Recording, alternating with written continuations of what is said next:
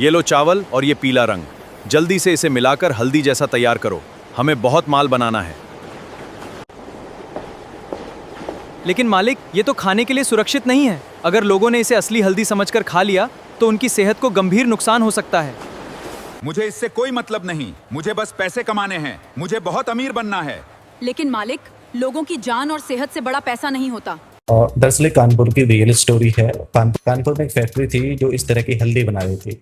Department ने जाकर उस पर छापा मार चुकी है और उसका जो लाइसेंस है वो सीज हो चुका है। लेकिन सीज होना कोई सोल्यूशन नहीं है।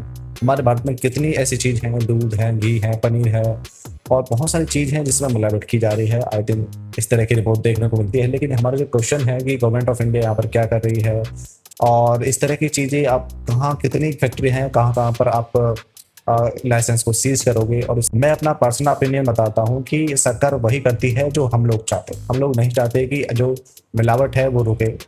आप देख सकते हैं कि सरकार के पास ऐसी कोई वीडियो नहीं जाती है और सरकार से इस तरह के सवाल भी नहीं पूछे जाते हैं कि आप ऐसा जो हमारे भारत में जो मिलावट हो रही है उसको कैसे रोकेंगे। लेकिन ये कोई किसी का क्वेश्चन नहीं होता क्योंकि आप देख सकते हैं कि अपोजिशन भी इस पर नहीं बोलता। कोई संसद में चर्चा नहीं होती और लोकसभा में या किसी भी न्यूज़ चैनल पर इस तरह की चर्चा नहीं होती।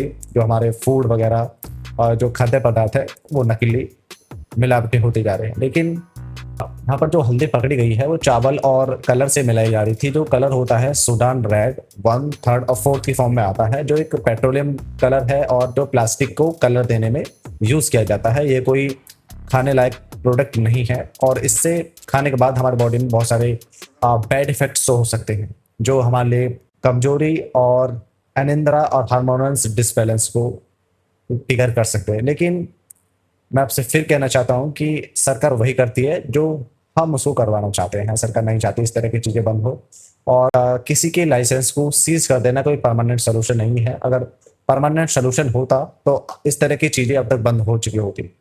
मेरे हिसाब से यदि इस तरह की एक्टिविटी कोई भी व्यक्ति करता है तो मेरे हिसाब से उसको सीधी फांसी होनी चाहिए, क्योंकि ये बहुत बड़ा जुर्म है कि लोग इस तरह के मिलावटी चीज़ को खाकर मर रहे हैं, हार्ट अटैक, और वो परमानेंट मेडिसिन पर निर्भर होते जा रहे हैं। उनको शरीर में वीकनेस है, एनर्जी